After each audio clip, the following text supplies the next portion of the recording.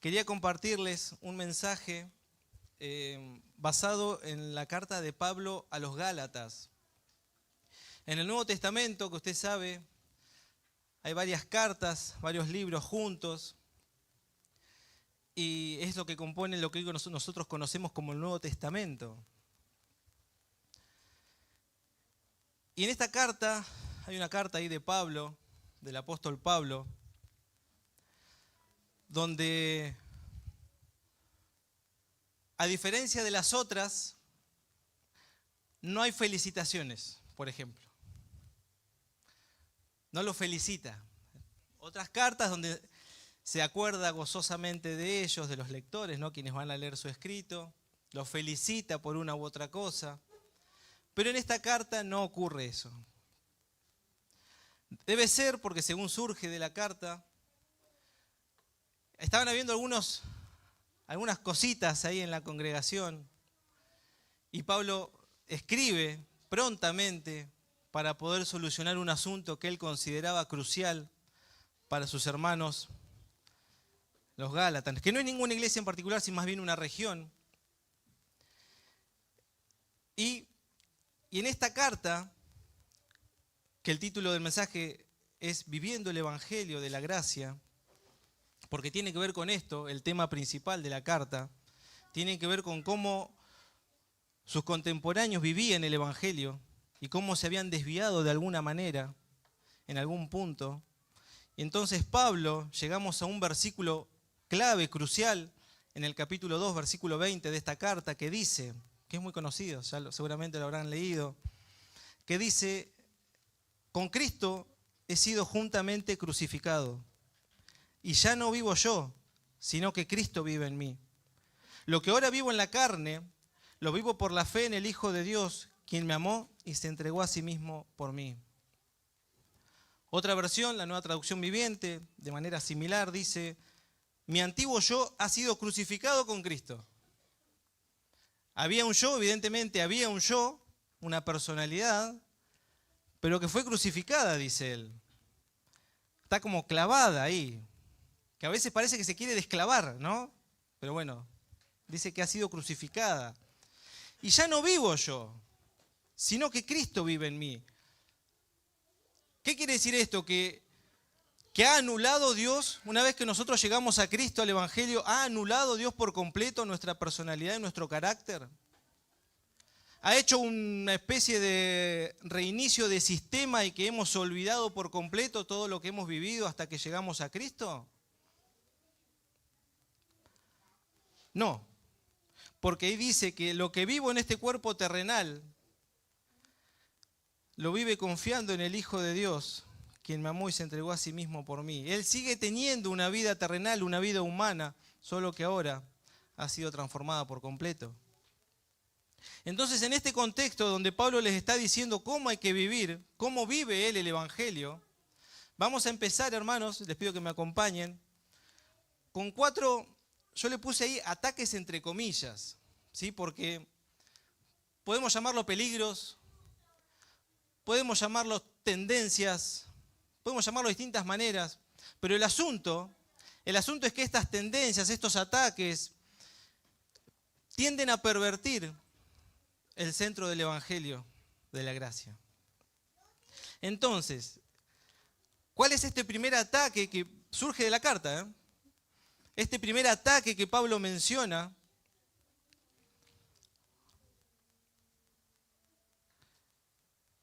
es el legalismo.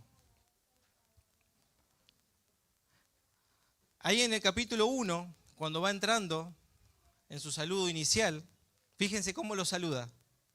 Creo que está en pantalla. Gálatas capítulo 1, versículos 6 y 7. Dice: estoy asombrado de que tan pronto se estén apartando del que los llamó por la gracia de Cristo, para ir tras un evangelio diferente. ¿Hay un evangelio distinto? ¿Hay otro? No, no es que haya otro evangelio, dice, sino que hay algunos que los perturban y que quieren pervertir el evangelio de Cristo. ¿Hay dos tipos de evangelios? 3, 4, no. Hay uno solo, según Pablo, según la Biblia. Solo que que a veces hay a alguien o personas o ideologías o sistemas o el mundo o Satanás que de alguna u otra manera intenta pervertir lo que Cristo ha venido a enseñarnos y que dice que cuando se pervierte el evangelio, ¿qué pasa con la iglesia? Son perturbados. Fíjense que dice, no, hay algunos que los perturban. ¿A quién? A ustedes, a la iglesia. Quieren pervertir el evangelio. Si se pervierte el evangelio, si nosotros el evangelio de una manera distinta como la Biblia lo enseña, vamos a ser perturbados.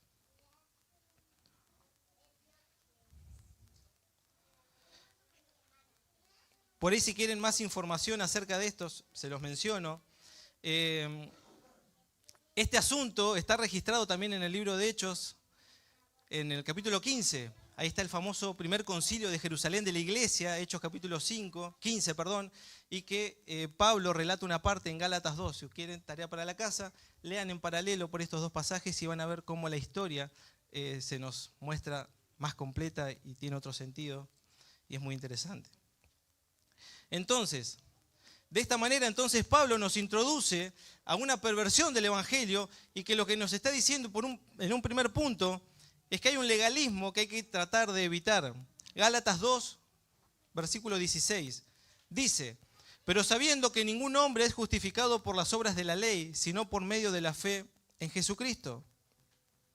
Hemos creído nosotros también en Cristo Jesús, para que seamos justificados por la fe en Cristo y no por las obras de la ley. Porque por las obras de la ley nadie será justificado. ¿Qué es lo que ocurría acá? Vamos a poner un poquito más en contexto en la historia. Recién en aquella época se estaban empezando a convertir al cristianismo los que no eran judíos. Ya había judíos que se iban conociendo, muchos por la predicación, algunos de Pedro, otros de Pablo.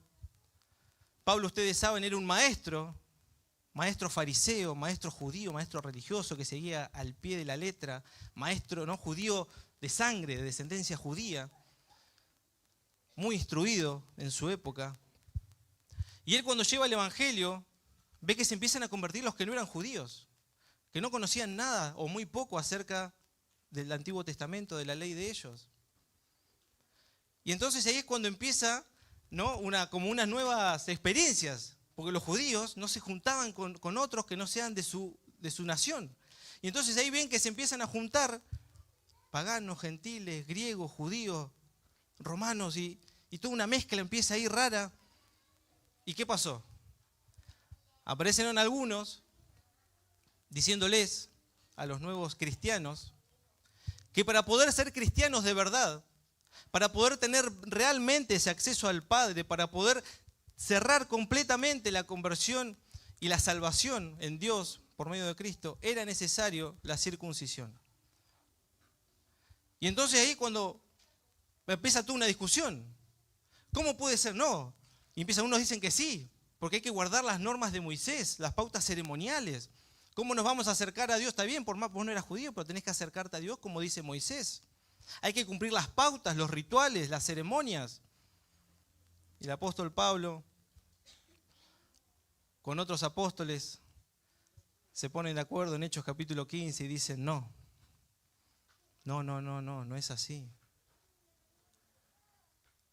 Porque eso pasaba antes. ¿Recuerdan a Jesús diciéndole a los fariseos, ustedes ponen cargas pesadas en los hombros de sus hermanos, cargas que ni ustedes son capaces de llevar? Eso eran las cargas que le imponían para acercarse a Cristo, le imponían reglas sobre las reglas, sobre las reglas.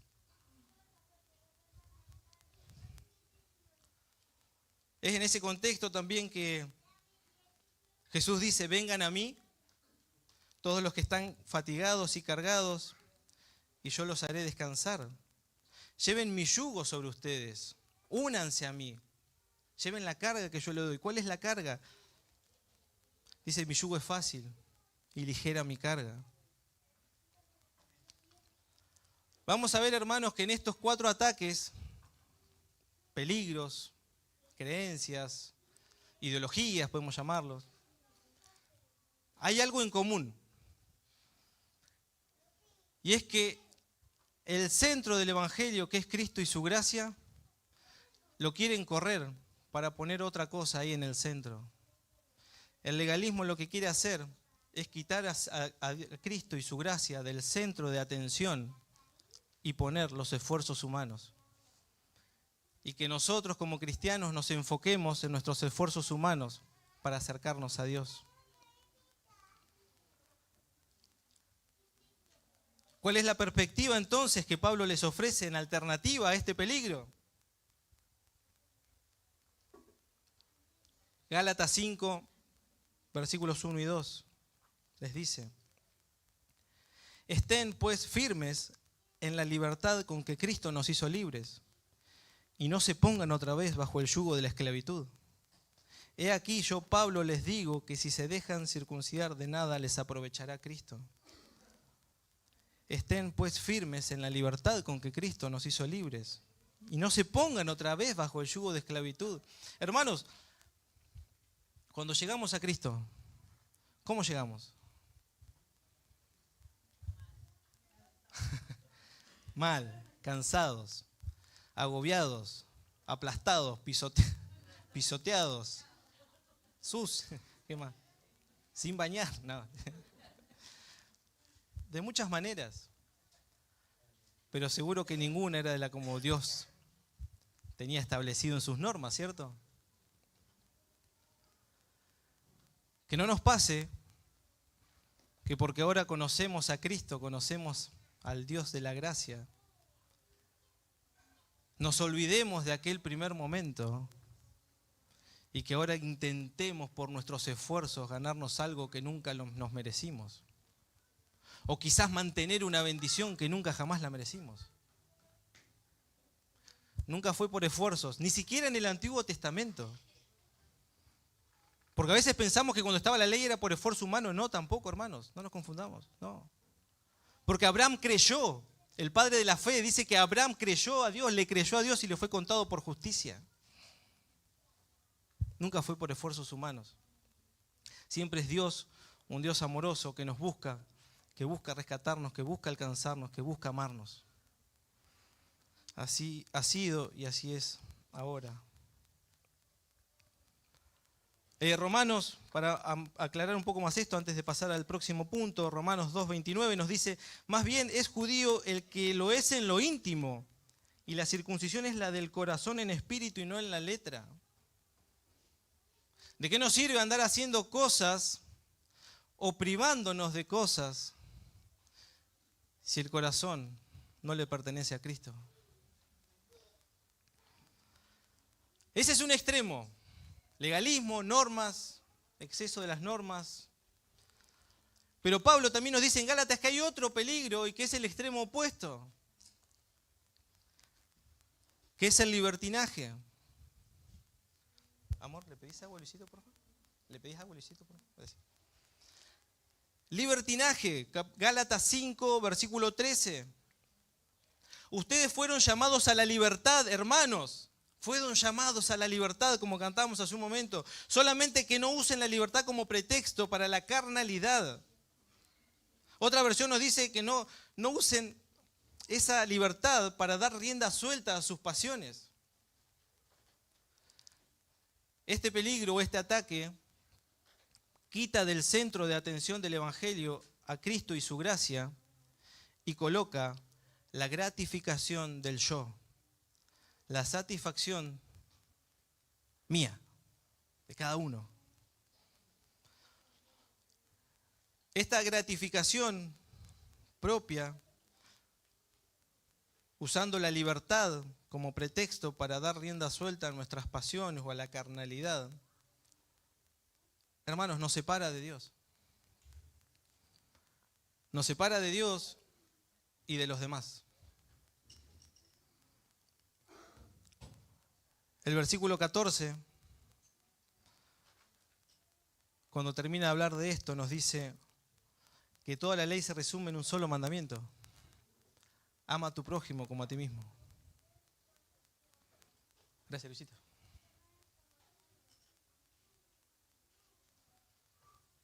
Difícilmente, dando rienda suelta a nuestras pasiones, podamos demostrar verdadero amor al que tenemos al lado.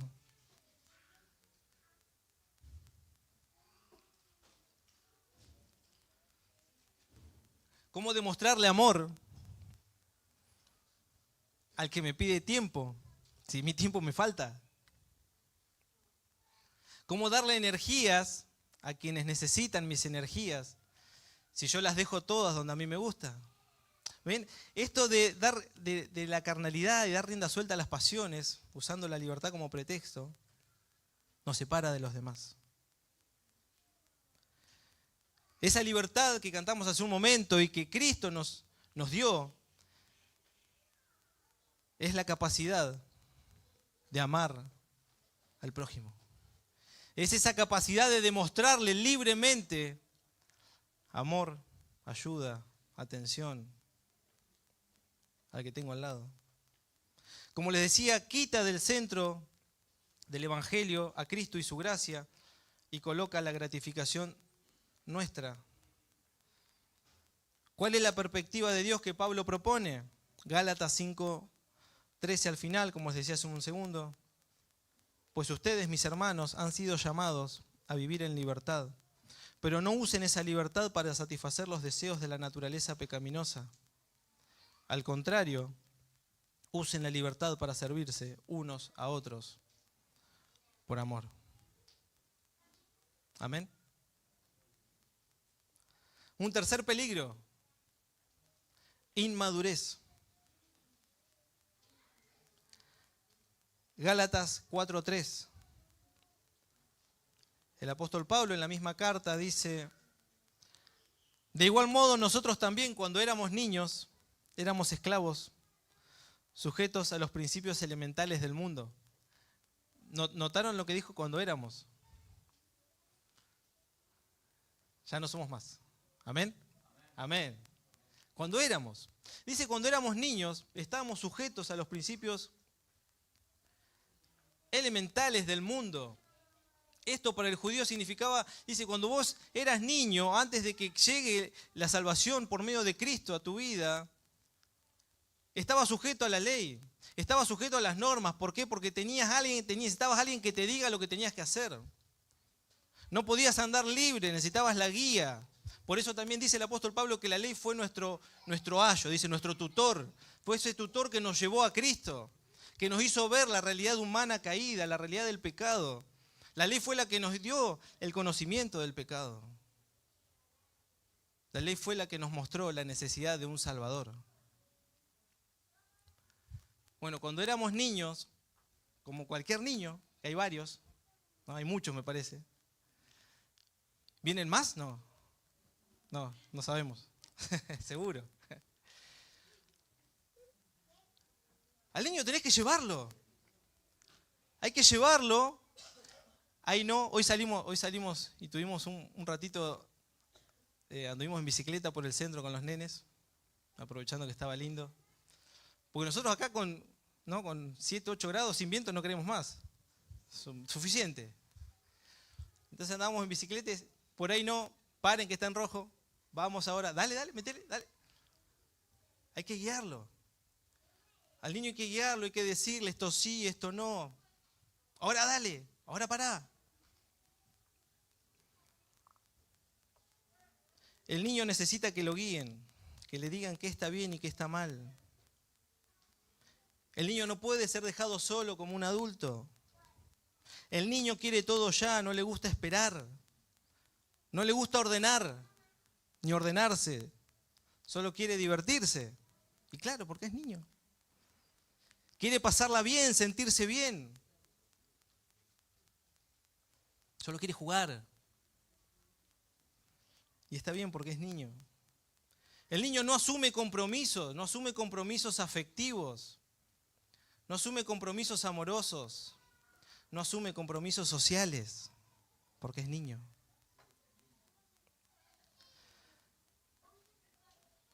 En el niño predomina, entre otras cosas, el pensamiento mágico.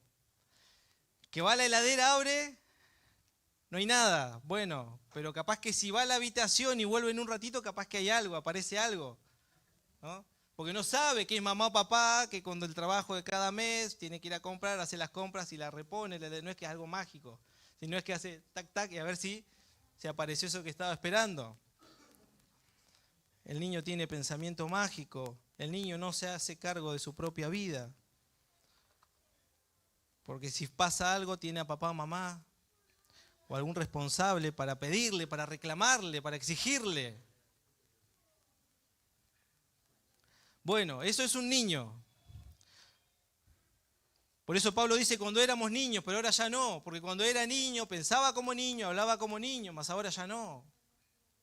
Hermanos, como iglesia necesitamos también tener esto presente. Porque una iglesia que no asume responsabilidades, que no asume compromisos afectivos, amorosos, sociales, difícilmente puede impactar como Dios quiere. Una iglesia que no crece es difícil hacer así la voluntad de Dios. Como iglesia queremos mejorar. Como iglesia queremos aprender. Como hijos de Dios queremos aprender a ocuparnos de nuestras vidas responsablemente. ¿Quién me dice amén? Amén, gracias. Gálatas 4, del 4 al 7. No les dije, el centro cuál era, claro, nuestro niño interior, ¿no? Sale la gracia de Dios y el centro de atención es nuestro niño interior. ¿Cuál es la perspectiva de Dios que Pablo nos presenta? Gálatas 4, versículos del 4 al 7. Dice que cuando se cumplió el plazo, Dios envió a su Hijo, nacido de una mujer, nacido bajo la ley, para rescatar a los que estaban bajo la ley, a fin de que fuéramos adoptados como hijos. Ustedes ya son hijos, porque antes no éramos hijos. Cantamos Abba recién, Abba Padre, porque es nuestro papá. Porque pasamos de una lejanía de Dios a una cercanía con Dios, a un vínculo de padre a hijo. Y ese hijo ahora clama Abba Padre, mediante el Espíritu Santo. Y el versículo 7 nos dice, así que ya no eres esclavo, sino hijo. Y como eres hijo, Dios te ha hecho también heredero. Crecimos.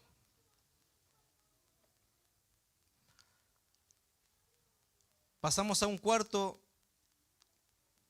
ataque, peligro, que es el último, y es el individualismo. Gálatas capítulo 5, versículo 26. No seamos orgullosos, ni sembremos rivalidades y envidias entre nosotros. Orgullo, rivalidades, envidia entre nosotros. ¿Entre quiénes? Esto es interesante, ¿entre quiénes? Porque está hablando a la iglesia. No le habla a una ciudad, a un país, le habla a la iglesia, a una iglesia local. El orgullo, las rivalidades, las envidias nos separan, nos alejan.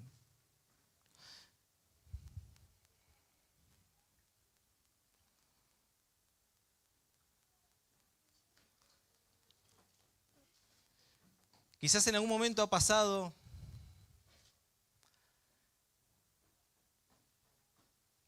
pastora, yo quiero cantar.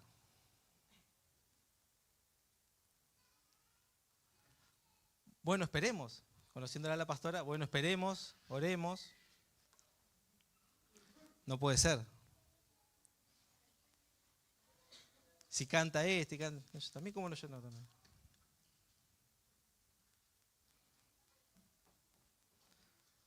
Yo creo que en algún momento lo compartí solo para ponerme de ejemplo yo. Martín, ¿vas a predicar? Dale. Pero yo no puedo predicar como vos, ni como vos. No me sale así. Y a veces en esas miradas, sobre todo hay ministerios que son muy visibles, se puede generar este tipo de cosas. Pero bueno, ahí está la palabra de Dios mostrándonos. No le demos rienda suelta al orgullo. Si lo vemos, entreguémoslo. El pastor muchas veces, el pastor Marce nos dice, Dios me mostró que tengo que pelear con mi orgullo todos los días. No me lo sacó de una vez para yo todos los días. Bueno, hay a veces que pasa eso. No sembremos rivalidades. Hermanos, si un hermano hace algo bien, es para el beneficio de todos. Los que venimos los miércoles hemos disfrutado hace poco de un par de novedades. Le escuchamos compartir el mensaje a Lili, el miércoles pasado lo escuchamos a Iván. Fue muy lindo. Fue muy lindo. Y si lo hace bien, gloria a Dios, mejor. Porque es mi hermano, porque lo tengo acá, me bendice.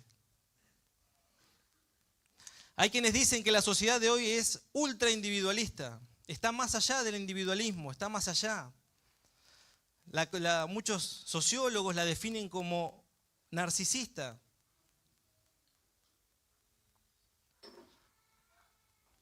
¿Han escuchado de Narciso?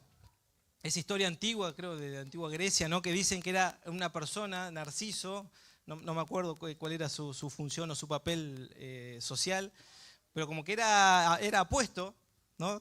Era bien parecido, dijera el pastor, y que en algún momento él se ve en la imagen, en el agua, en un charco, una pileta, y queda como hipnotizado por su propia belleza, y tanto que se cae y fallece así, ¿no? ¿Sí? ¿Así no? Bueno, algunos definen la sociedad de hoy como ultra individualista o narcisista. ¿Dónde estamos nosotros como iglesia?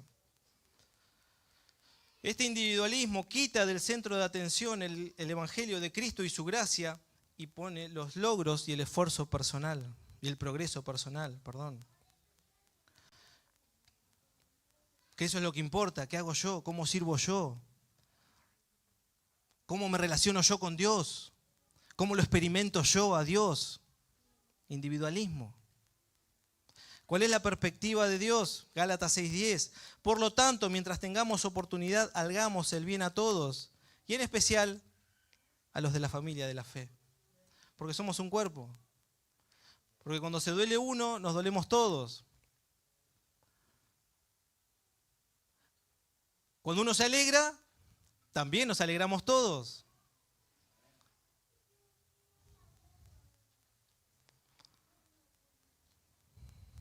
Tuvimos casos hace poco, pero... Hermanos, hasta acá.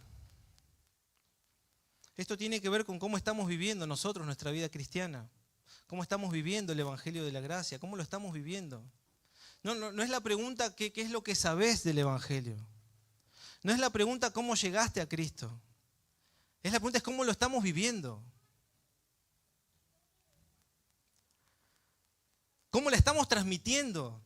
Porque de la forma en que nosotros vivamos nuestra fe es cómo le vamos a enseñar a nuestros hijos o a los que vienen. ¿Cómo la estamos viviendo?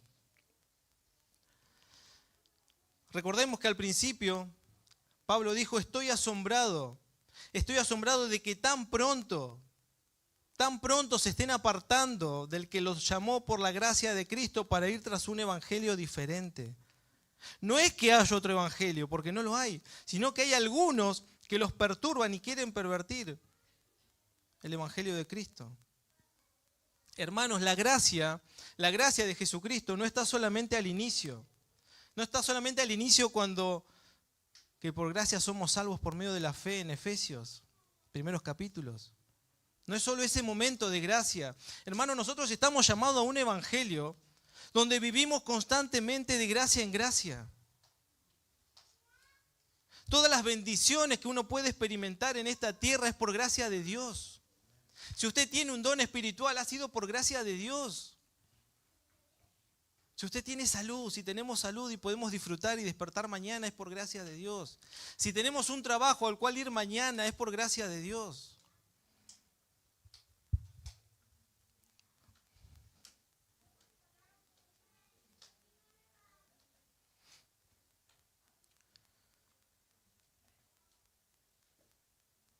¿Cuál es el mensaje de Pablo entonces? Y ya vamos finalizando, así podemos compartir los símbolos. Si quieren pasar los músicos, ya queda poquito.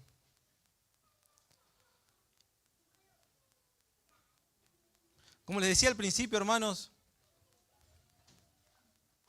Pablo nos decía, con Cristo he sido juntamente crucificado y ya no vivo yo, sino que Cristo vive en mí. Hermanos, no ha sido anulada nuestra personalidad. No hemos sido reiniciados de manera tal que nos hemos olvidado todo lo que hemos vivido antes de Cristo. Si usted mira hacia atrás,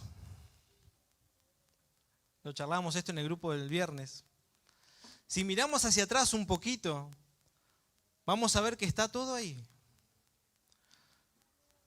Lo bueno, lo malo, nuestras metidas de pata, nuestras mentiras, nuestros errores, está todo ahí.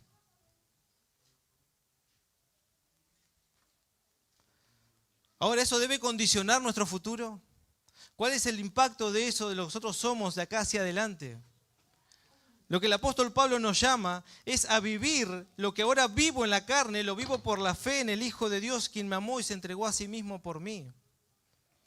Lo vivo por la fe en Él. ¿Y cuál es esa fe? De que por gracia fui salvo. Por gracia Él me salvó, Él me alcanzó.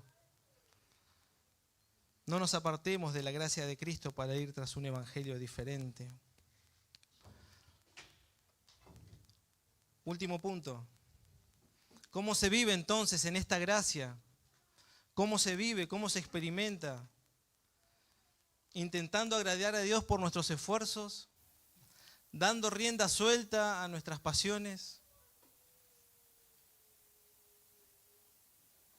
¿Intentando ser yo solamente y disfrutando yo y mi Dios y nadie más que yo y mi Dios y yo?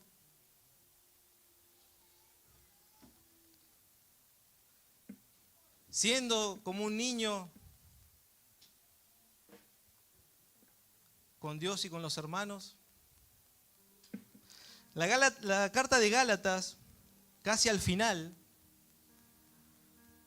menciona dos cosas que se oponen, pero claramente, drásticamente, el blanco y el negro. Gálatas capítulo 5. Les dice: nuestra carnalidad humana se manifiesta evidentemente.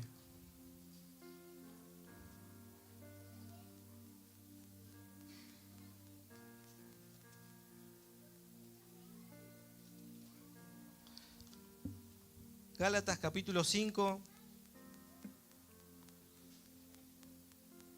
versículo 19 al 21.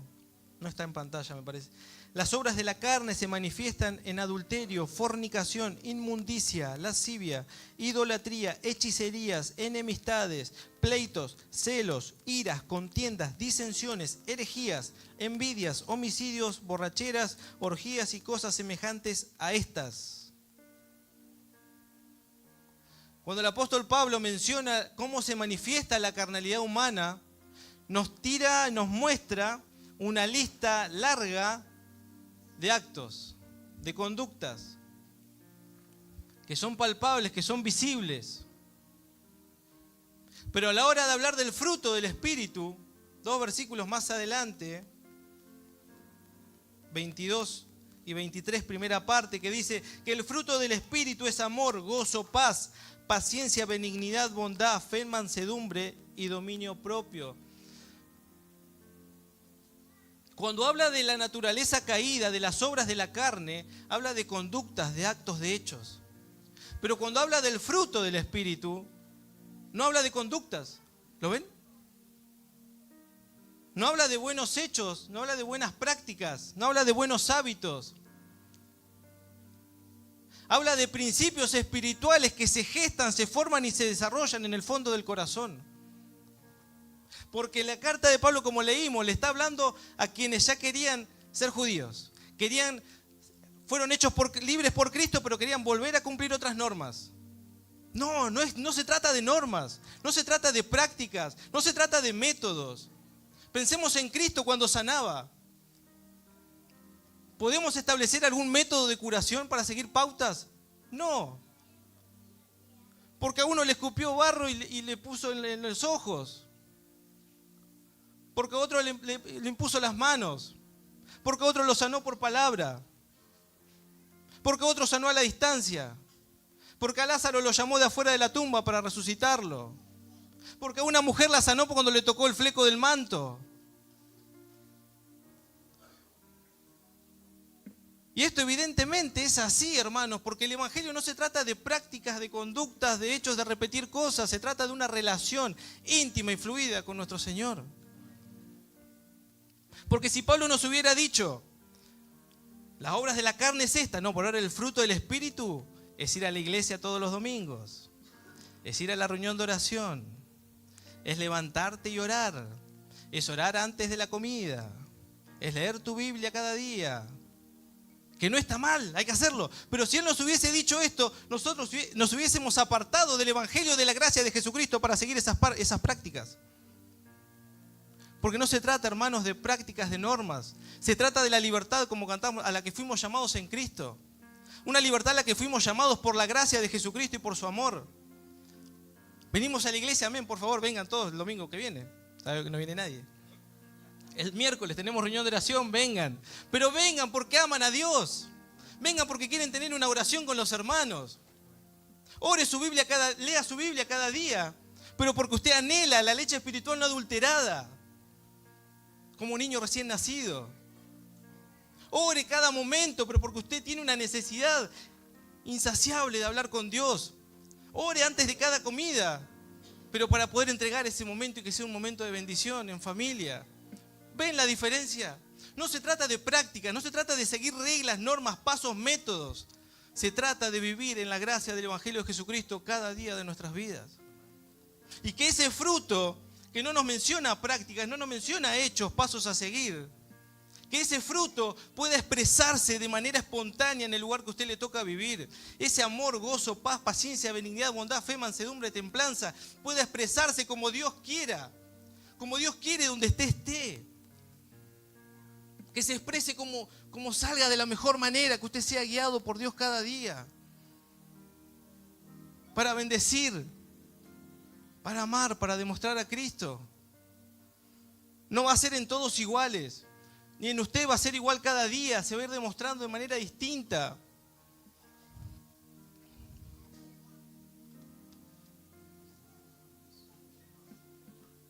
Viviendo el Evangelio de la gracia. En la libertad de Cristo, experimentando la manifestación, el crecimiento y el desarrollo interno del fruto del Espíritu Santo. Amén. Vamos a orar. Oramos por esta palabra.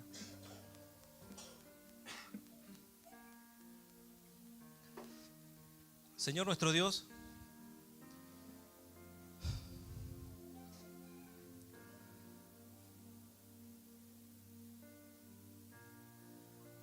nos concentramos y nos enfocamos en esta tarde, Señor, en este momento, para mirarte una vez más.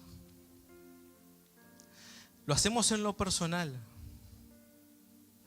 pero también lo hacemos como cuerpo. Queremos acercarnos como tu familia, como tus hijos. Y mirando, Señor, un poco cómo hemos vivido nuestro evangelio hasta hoy. Seguramente mis hermanos pueden ver que hay cosas que han hecho bien, que han tomado buenas decisiones, que han elegido bien, que han elegido por Cristo. Pero también nosotros, Señor, ahora queremos pedirte perdón por esos momentos en que nos hemos alejado de tu gracia. Por esos momentos en que hemos creído de que merecemos tu bendición porque nos portamos bien. De que merecemos tu presencia porque nos privamos de cosas. Señor, en esta noche nos recordás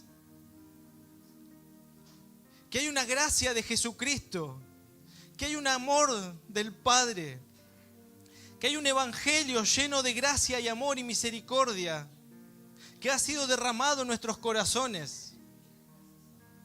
Y es por ese evangelio, es por esa buena noticia que te queremos dar gracias. Que queremos decirte gracias, papá. Gracias, papá, porque nunca merecimos que nos mires.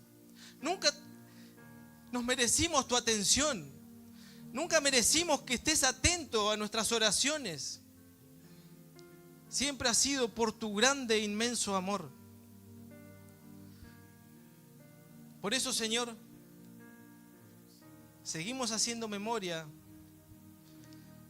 en esta noche. Seguimos haciendo memoria de ese Jesucristo que se entregó, de que nos amó, que dio su vida por nosotros.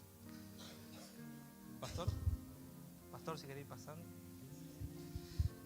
Si hay alguien en esta noche, si hay alguien que nos está mirando, que escucha por primera vez el Evangelio de la Gracia, te invitamos como iglesia a que puedas pedirle perdón a Dios. En arrepentimiento y fe, que le pidas perdón por cada uno de tus errores, diciéndole que crees que Cristo es el unigénito de Dios y que ha dado su vida por amor a tu vida. Y confesalo como tu Señor y Salvador, para que puedas recibir el perdón de pecados y el don de la vida eterna. Que Dios te bendiga.